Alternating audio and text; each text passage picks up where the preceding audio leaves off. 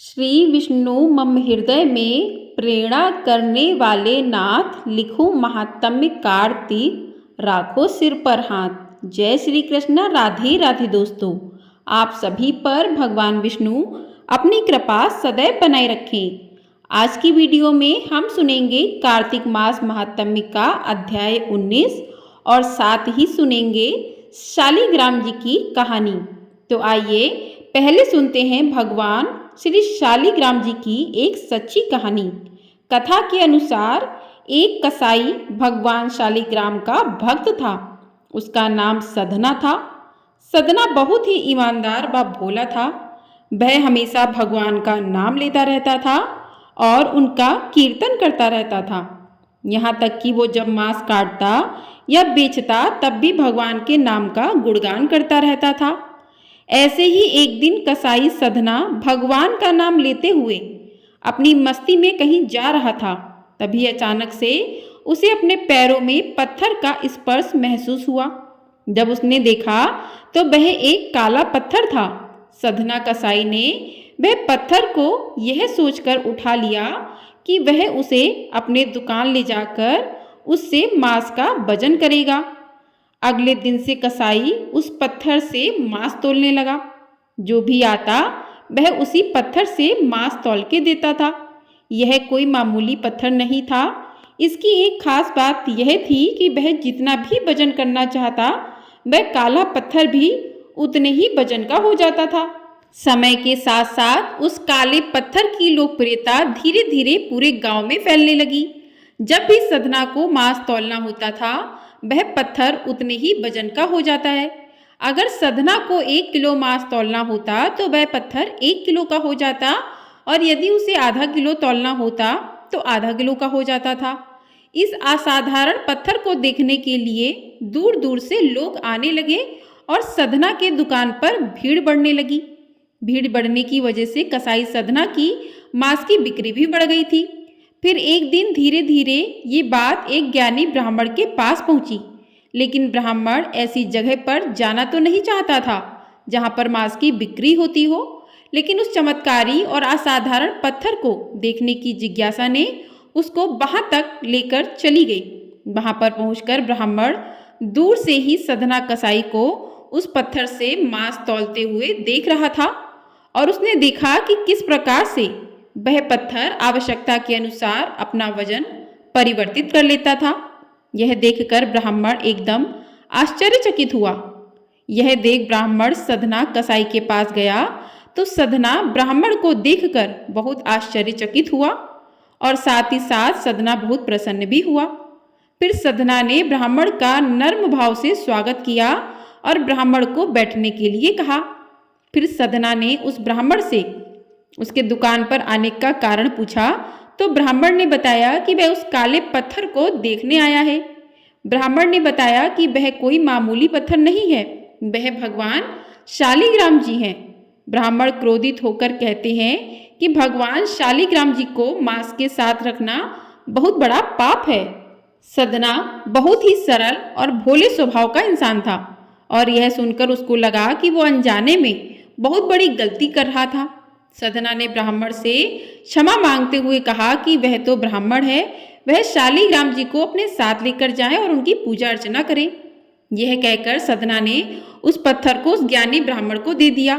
वह ब्राह्मण शालिग्राम जी को बड़े ही आदर और सम्मान से अपने घर लेकर आए और वहां पर भगवान शालिग्राम जी को स्नान कराया और बड़ी भक्ति भाव से उनकी पूजा पाठ शुरू कर दिया। ऐसे ही कुछ दिन बीत गए।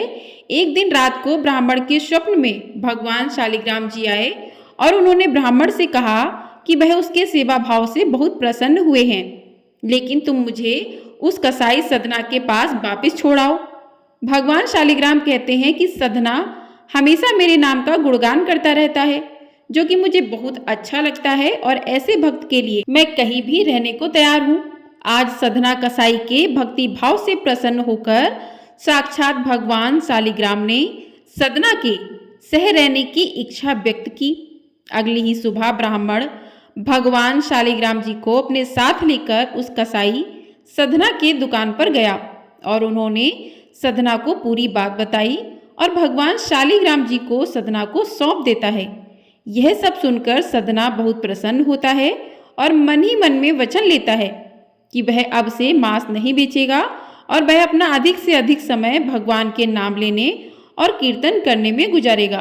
बोलिए भगवान शालिग्राम जी की जय। बोलिए भगवान विष्णु की जय। तो इस प्रकार से कहानी पूर्ण हुई। आइए अब सुनते हैं आज का अध्याय। पिछले अध्याय में आपने सुना था कि किस प्रकार से जलंधर ने भगवान शिव के साथ युद्ध किया। युद्ध में वो जब परास्त होने लगा तो उसने मौका पाकर पार्वती जी के पास शंकर का रूप रख कर गया। पार्वती जी उसको देखकर पहचान गईं और वहां से अंतर्ध्यान हो गईं और वह विष्णु जी के पास गईं और विष्णु जी से बोली कि इसकी पत्नी का पतिव्रत जो है उसको भ्रष्ट करो ताकि इसको हराया जा सके। आइए अब सुनते हैं आज का अध्याय।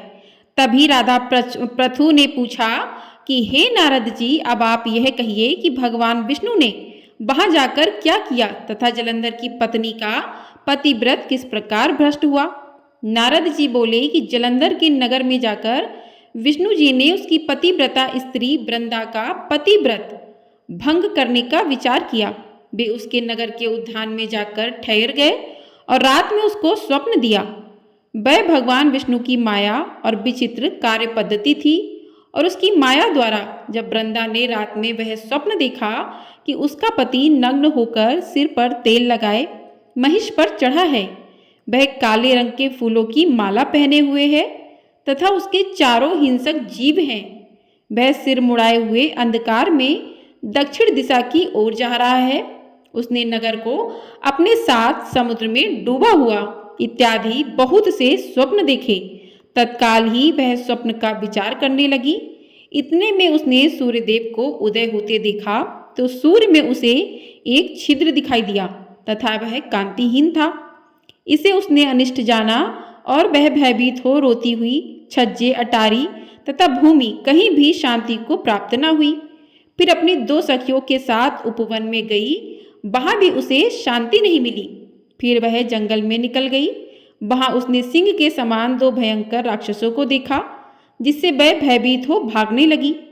उसी क्षण उसके समक्ष अपने शिष्यों सहित शांत मौनी तपस्वी वहां आ गया। भयभीत वृंदा उसके गले में अपने हाथ डाल उससे रक्षा की याचना करने लगी।